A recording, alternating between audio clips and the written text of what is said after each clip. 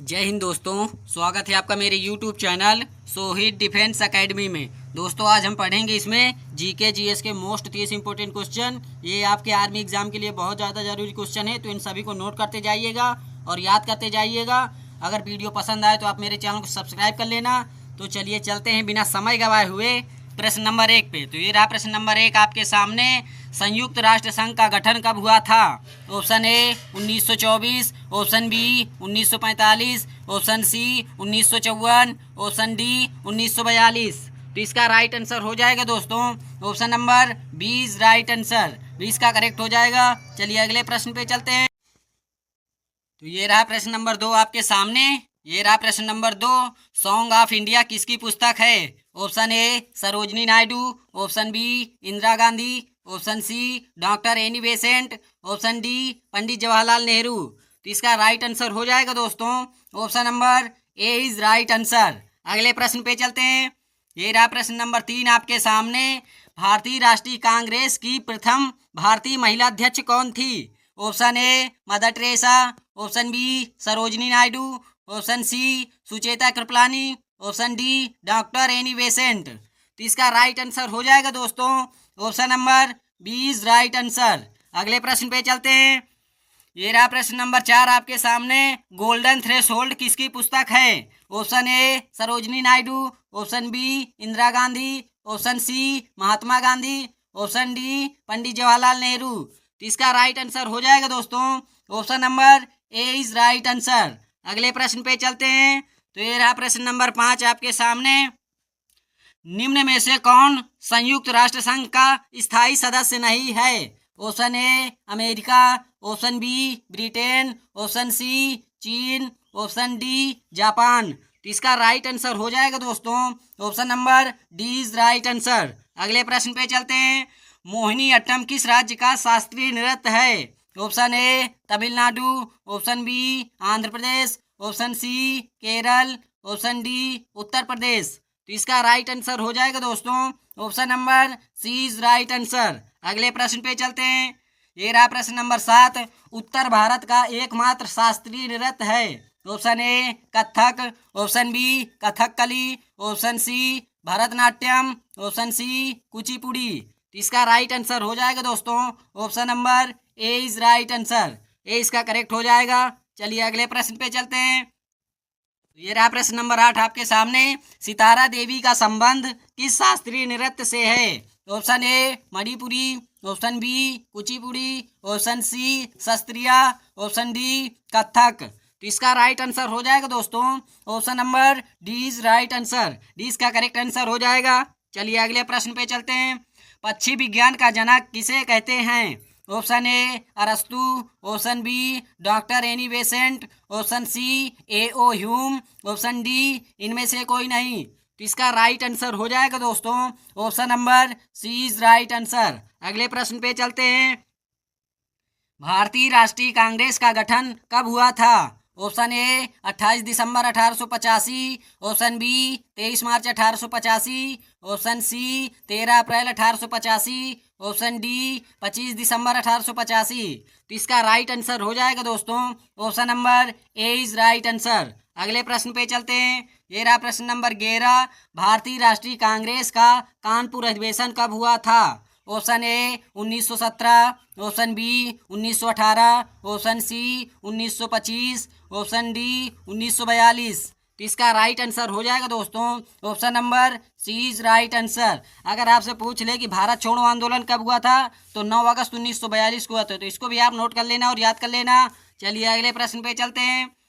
संयुक्त राष्ट्र संघ का मुख्यालय कहाँ स्थित है? Option A New York, option B Tokyo, option C the Hague, option D Washington DC.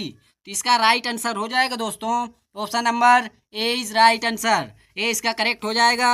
चलिए अगले प्रश्न पे चलते हैं। ये रहा प्रश्न नंबर 13 आपके सामने। संयुक्त राष्ट्र संघ के पहले महासचिव कौन थे? Option A Antonio Guterres, option B Trygve Lie, option C Rakesh Sharma, option D इनमें से कोई नहीं। तो इसका राइट आंसर हो जाएगा दोस्तों option number B is right answer. 20 का करेक्ट आंसर हो जाएगा। अगर आपसे पूछ ले कि त्रिवेली किस देश के रहने वाले थे, तो नॉर्वे के रहने वाले थे, तो इसको भी आप नोट कर लेना। और नॉर्वे की अगर आपसे कैपिटल पूछ ले, राजधानी पूछ ले, तो नॉर्वे की राजधानी ओस्लो होती है, तो इसको भी आप नोट कर लेना और याद कर लेना। चलिए अगले प्रश्न पे चलते हैं। ये रहा प्रश्न नंबर 14 आपके सामने। अर्धरात्रि का देश किसे कहा जाता है? Option A Japan, option B America, option C Norway, option D चीन। तो इसका राइट आंसर हो जाएगा दोस्तों option number C is right answer. अगले प्रश्न पे चलते हैं। नॉर्वे देश की राजधानी है। Option A Kampala, option B Tokyo, option C Dhaka, option D Oslo. तो इसका राइट आंसर हो जाएगा दोस्तों option number D is right answer. अगले प्रश्न पे चलते हैं। न्यू इंडिया पुस्तक किसकी है? Option A doctor Annie Besant, option B Sarojini Naidu, option C Sucheta Kripalani, option D Indira Gandhi. तो इसका राइट आंसर हो जाएगा दोस्तों option number A is right answer. A इसका करेक्ट आंसर हो जाएगा। चलिए अगले प्रश्न पे चलते हैं।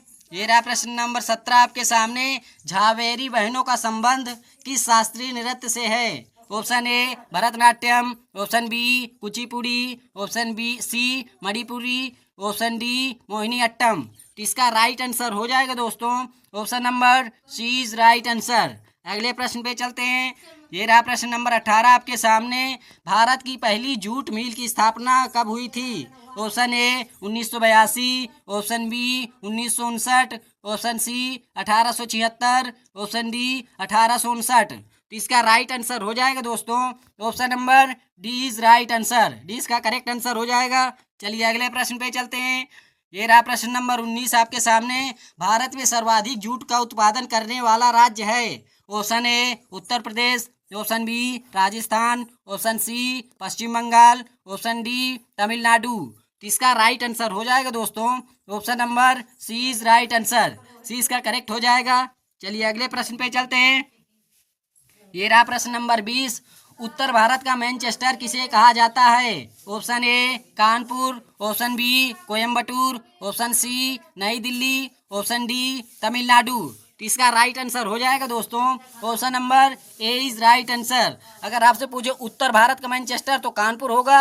अगर आपसे यहीं पे पूछ ले कि दक्षिण भारत का मैनचेस्टर किसे कहा जाता है, तो दक्षिण भारत का मैनचेस्टर कोयम्बटूर को कहा जाता है। तो इसको भी नोट कर लेना और याद कर लेना और ये अपने क्वेश्चनों को क्लियर कर लेना। तो चलिए अगले प्रश्न पे चलते हैं। ये रहा प्रश्न नंबर 21। भारत का मैनचेस्टर किसे कहा जाता है? Option A Coimbatore, option B Haryana, option C Ahmedabad, option D Orissa. तो इसका राइट आंसर हो जाएगा दोस्तों option number C is right answer. C इसका करेक्ट आंसर हो जाएगा। चलिए अगले प्रश्न पे चलते हैं। तो ये रहा प्रश्न नंबर 22 आपके सामने। अहमदाबाद शहर किस नदी के तट पर स्थित है? ऑप्शन ए गंगा नदी, ऑप्शन बी गोदावरी नदी, ऑप्शन सी कावेरी नदी, ऑप्शन डी साबरमती नदी। तो इसका राइट आंसर हो जाएगा दोस्तों option number D is right answer. D इसका करेक्ट आंसर हो जाएगा। चलिए अगले प्रश्न पे चलते हैं। ये रहा प्रश्न नंबर 23 आपके सामने। अहमदाबाद शहर की स्थापना किसने की थी? Option A Quli Qutub Shah, option B Ahmad Shah, option C Shahjahan, option D Jahangir. तो इसका राइट आंसर हो जाएगा दोस्तों option number B is right answer. B इसका करेक्ट आंसर हो जाएगा। चलिए अगले प्रश्न पे चलते हैं। ये रहा प्रश्न नंबर 24 आपके सामने। एफिल टावर कहाँ स्थित है? Option A Dhaka, option B Tokyo, option C Paris, option D Athens. तो इसका राइट आंसर हो जाएगा दोस्तों option number C is right answer. Paris किस देश की राजधानी है? अगर आपसे पूछ ले तो फ्रांस की राजधानी होती है पेरिस। तो इसको भी नोट कर लेना और याद कर लेना। और अगर आपसे पूछ ले कि राजधानी बताइए बांग्लादेश की राजधानी क्या होती है, तो बांग्लादेश की राजधानी ढाका होती है। और जापान की राजधानी पूछ ले तो जापान की राजधानी टोक्यो होती है। तो इनकी राजधानी भी नोट कर लेना और याद कर लेना। चलिए अगले प्रश्न पे चलता हूँ। ये रहा प्रश्न नंबर 25। फ्रांस की राजधानी है। Option A Beijing, option B Paris, option C Tokyo, option D Doha. तो इसका राइट आंसर हो जाएगा दोस्तों option number B is right answer. 20 का करेक्ट हो जाएगा। अगर आपसे पूछ ले चीन की राजधानी क्या है तो चीन की राजधानी बीजिंग हो जाएगी। बांग्लादेश की राजधानी पूछ ले तो ढाका होती है, ये मैंने आपको पहले ही क्वेश्चन बताया है। अगर जापान की राजधानी पूछे तो टोक्यो होती है। और अगर आपसे यहाँ पे पूछ ले कि कतर की राजधानी क्या होती है तो कतर की राजधानी दोहा होती है। तो इन सभी राजधानियों को नोट कर लेना। यहाँ से प्रीवियस ईयर में आपके क्वेश्चन बनते हैं, तो इस साल भी जरूरी है कि यहाँ से भी एक क्वेश्चन जरूर बनेगा। तो आप राजधानियों को सीरियस होकर याद कीजिएगा और लिख लीजिएगा। चलिए चलते हैं अगले प्रश्न पे। तो ये रहा प्रश्न नंबर 26 आपके सामने। यूनेस्को का मुख्यालय कहाँ स्थित है? Option A Paris, option B Italy, option C Moscow, option D Rome. तो इसका राइट आंसर हो जाएगा दोस्तों option number A is right answer. A इसका करेक्ट आंसर हो जाएगा। अगर आपसे पूछ ले कि यूनेस्को का फुल फॉर्म बताइए तो यूनाइटेड नेशन एजुकेशन साइंटिफिक को कल्चर ऑर्गेनाइजेशन होता है। तो इसको भी आप नोट कर लेना, इसका फुल फॉर्म भी पूछा जा सकता है। अगर आपसे पूछ ले कि मॉस्को किस देश की राजधानी है तो रूस की राजधानी मॉस्को होती है। तो इसको भी आप नोट कर लेना और याद कर लेना। चलिए अगले प्रश्न पे चलता हूँ। झुकी हुई मीनार कहाँ स्थित है? Option A Japan, option B Bangladesh, option C Italy, option D रूस। तो इसका राइट आंसर हो जाएगा दोस्तों option number C is right answer. झुकी हुई मीनार कहाँ स्थित है तो इटली में स्थित है। इटली में अगर आपसे पूछ ले कहाँ तो पीसा, पीसा इटली में स्थित है। तो इसको भी आप नोट कर लेना और याद कर लेना। चलिए अगले प्रश्न पे चलता हूँ। ये रहा प्रश्न नंबर 28 आपके सामने। उगते सूर्य का देश किसे कहते हैं? Option A Japan, option B Norway, option C चीन, ऑप्शन डी भारत। तो इसका राइट आंसर हो जाएगा दोस्तों option number A is right answer. A इसका करेक्ट आंसर हो जाएगा। चलिए अगले प्रश्न पे चलता हूँ। तो ये रहा प्रश्न नंबर 29 आपके सामने। विश्व खाद्य दिवस कब मनाया जाता है? ऑप्शन ए 8 अक्टूबर, ऑप्शन बी 16 अक्टूबर, ऑप्शन सी 15 जनवरी, ऑप्शन डी 4 फरवरी। तो इसका राइट आंसर हो जाएगा दोस्तों option number B is right answer. 20 का करेक्ट आंसर हो जाएगा। चलिए अगले प्रश्न पे चलते हैं। ये रहा प्रश्न नंबर 30 आपके सामने। पश्चिम का बेबीलोन किसे कहते हैं? Option A Paris, option B Tokyo, option C Rome, option D Moscow.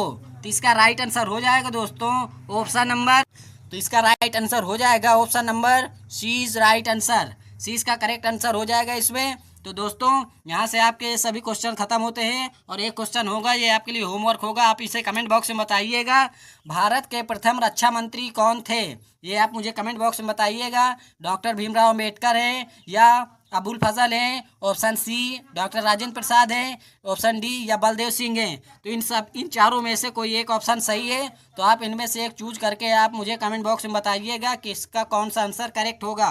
तो दोस्तों वीडियो पसंद आए हो तो लाइक कीजिए, कमेंट कीजिए और अपने दोस्तों में भी शेयर कीजिए। आपके आर्मी के एग्ज़ाम 29 जून से स्टार्ट होने वाले हैं, तो अपनी तैयारी में लग जाइए। और अब आपको ज़्यादा से ज़्यादा प्रैक्टिस करनी है, कुछ नया सीखने की आवश्यकता नहीं है। आपने जो पढ़ा है वो आपके लिए कंफर्टेबल है, तो आप उसी को एकदम रटिए और तैयार कीजिए और समझिए। क्योंकि एग्ज़ाम में प्रेशर होता है तो वहाँ पे आते हुए क्वेश्चन भी भूल जाते हैं। तो आप जो पढ़ चुके हैं इसी को मजबूत कीजिए और कुछ नया सीखने की ज़रूरत नहीं है। मिलते हैं ऐसी ही अगली क्लास पे, तब तक के लिए जय हिंद, जय भारत, वंदे मातरम, जय हिंद।